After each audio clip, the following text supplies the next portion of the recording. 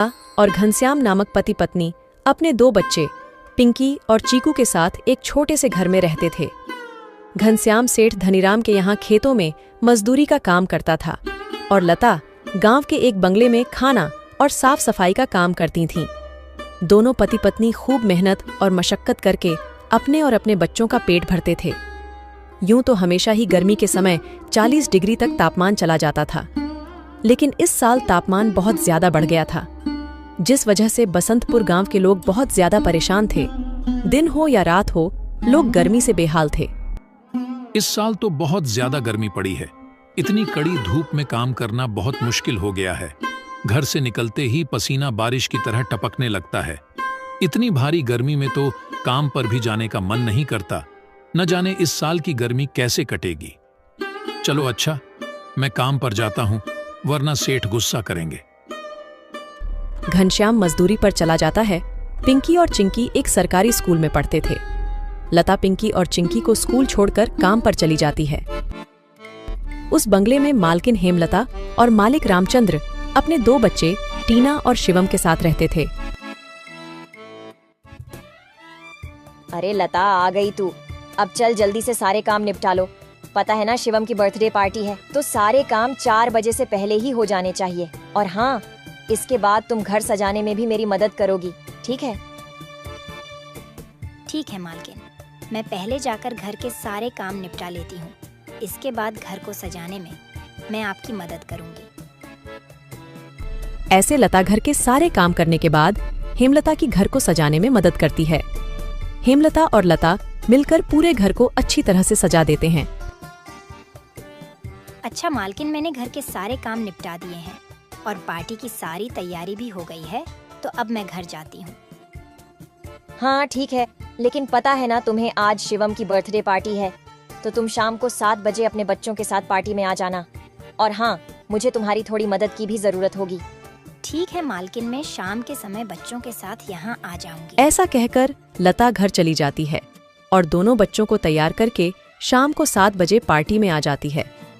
Party बहुत ही शानदार होती है। लता के बच्चे इतना बड़ा घर देखकर कहते हैं, अरे यार चिंकी, यह घर कितना बड़ा है और कितना सुंदर है।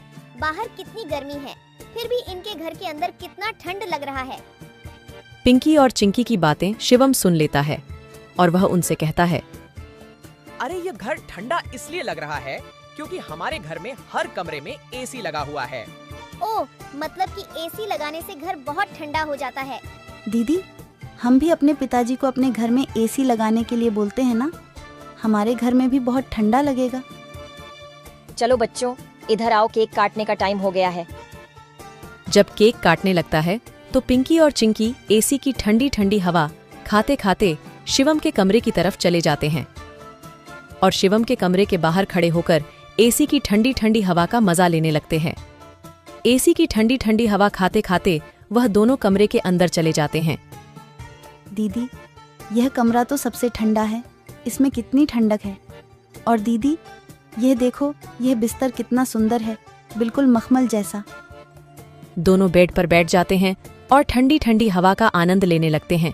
देखते ही देखते 15 मिनट बीत जाते हैं और आराम करते करते कब दोनों की आंख लग जाती है, उन्हें पता ही नहीं चलता। इतने ही देर में अचानक से शिवम की बहन टीना कमरे में आ जाती है। वह पिंकी और चिंकी दोनों को शिवम की बेड पर लेटा देखकर जोर से भड़कती है। ये दोनों मेरे कमरे में क्या कर रहे हैं? माँ इधर आओ, देखो ये दोनों मेरे बेड पर क्या कर रहे हैं। टीना की आवाज सुनकर हेमलता कमरे में आती है। तुम दोनों अभी के अभी मेरे बेड से उठो। पिंकी और चिंकी हेमलता की आवाज सुनकर जग जाते हैं। लता भी हेमलता की आवाज सुनकर भागी भागी चली आती है। क्या हुआ मालकिन? आपकी बहुत जोर से नीचे आवाज आ रही थी। क्या हुआ? ये पूछ क्या नहीं हुआ? ये देख नहीं रही तू? तेरे बच्चों ने अपने गंदे मेले बदबूदार कपड़ों से मेरा पूरा बेड गंदा कर दिया।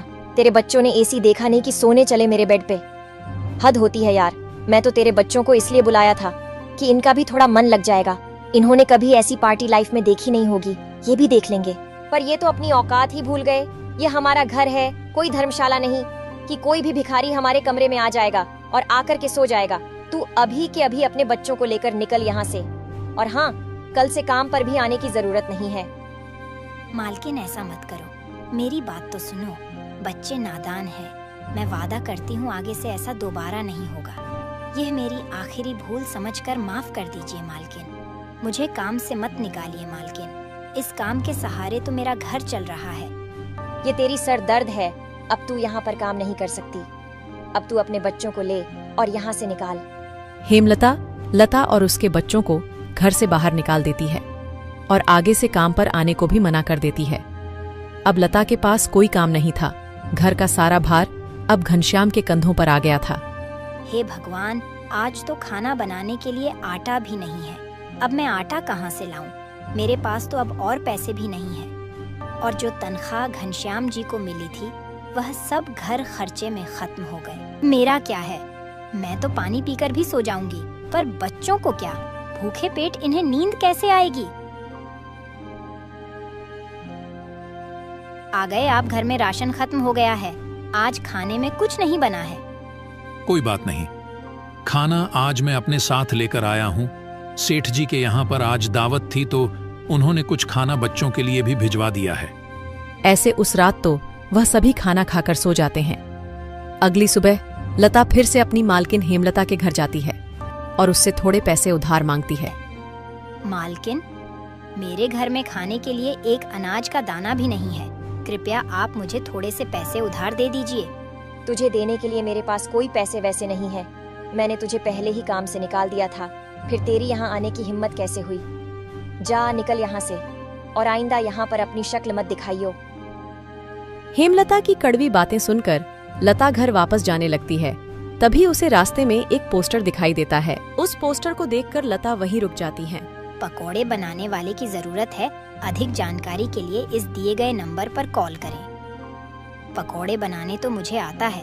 अगर यहाँ मेरी नौकरी लग जाए तो घर का खर्च चलाने के लिए कुछ पैसे आ जाएंगे। ऐसा सोचकर लता उस पते पर पहुंच जाती है।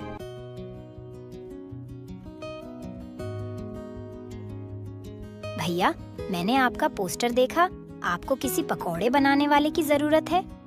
हाँ, जरूर तो है। तुम पकोड़ा बना लोगी। क्या तुम्हें पकोड़े बनाने आते हैं? हाँ, सब मुझे कई तरह के पकोड़े बनाने आते हैं, जैसे मिर्च का पकोड़ा, पालक का पकोड़ा, पनीर का पकोड़ा और भी कई प्रकार के पकोड़े मुझे बनाने आते हैं। तो ठीक है, तुम आज से ही काम पर लग सकती हो। ऐसे लता पकोड़े बनाने वाले के साथ काम पर लग जाती है और ग्राहकों को पकोड़े सर्व करने लगती है। ऐसे ही शाम हो जाती है और रमेश के सारे पकोड़े बिक जाते हैं।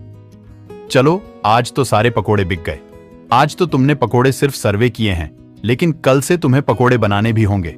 हाँ साहब, मैं बहुत ही स्वादिष्ट पकोड़े बनाना जानती हूँ। तो ठीक है, ये लो आज के काम के पैसे। 300 रुपए लेकर लता सबसे पहले राशन की दुकान पर जाती है और वहां से राशन का सामान खरीदकर घर आ जाती है। घर पहुंचकर लता सबसे पहले बच्चों के लिए खाना बनाती है और उनको परोसती है। चिंकी, पिंकी, आ जाओ, खाना खा लो। इतने में घनश्याम भी वहां आ जाता है और लता घनश्याम को अपने नए काम के बारे में बताती है। इस तरह सारे मिलकर खुशी खुशी खाना खाते हैं। अगली सुबह लता बच्चों को स्कूल छोड़कर वापस काम पर चली जाती है। दुकान पर पहुंचकर लता पकोड़े बनाती है। लता के बने हुए पकोड़े ग्राहकों को बहुत पसंद आते हैं।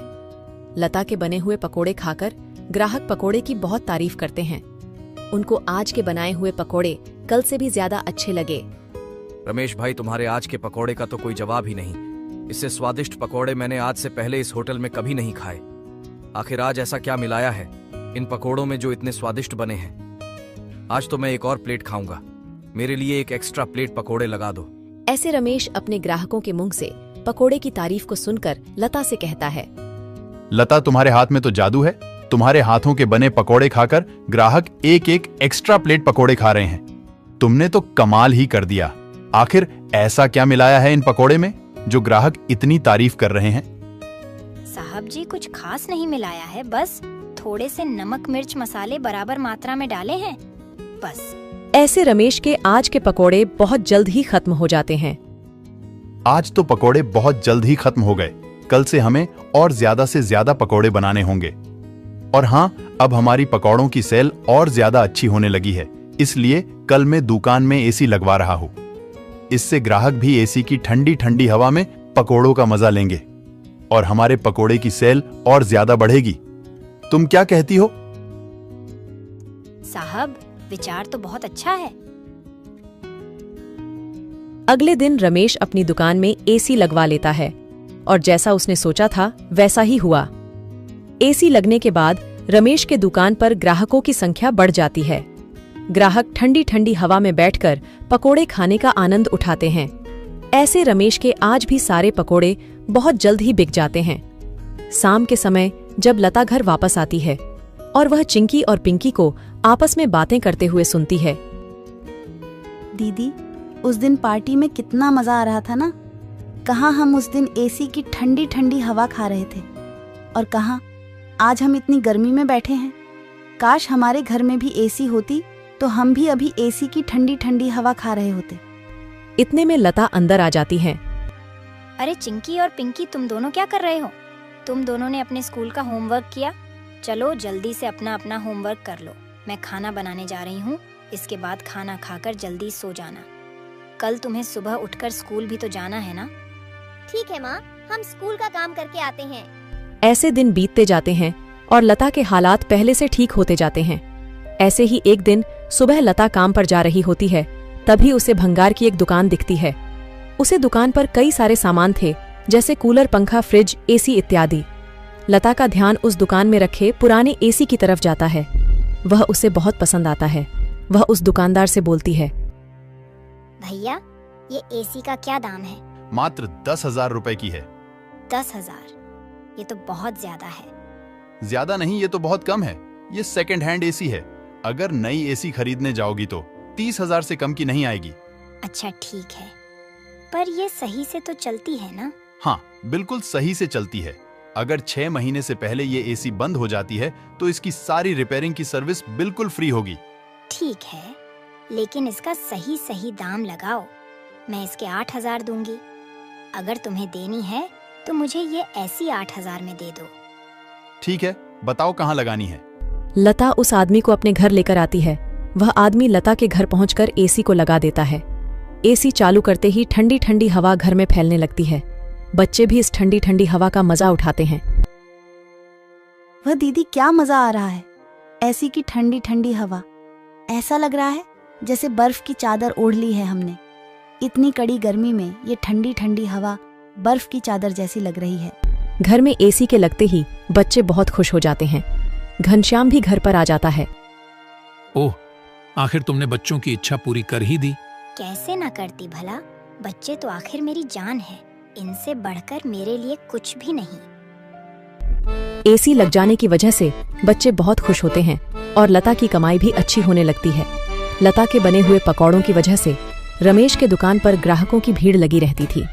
इससे रमेश खुश होकर लता की तनख्वाह बढ़ा देता है। थोड़े दिन बाद घनश्याम भी सेठ धनीराम के यहाँ मजदूरी छोड़कर लता के साथ पकोड़े बनाने लगता है। दोनों को रमेश काफी अच्छी सैलरी देता था, जिससे उनका घर खर्च काफी आसानी से चल जाता था। बच्चे पूरी गर्मी ऐसी की ठंडी ठंडी हवा में गुजरते हैं और इस तरह वह लोग अपना जीवन खुशी खुशी जीने लगते हैं।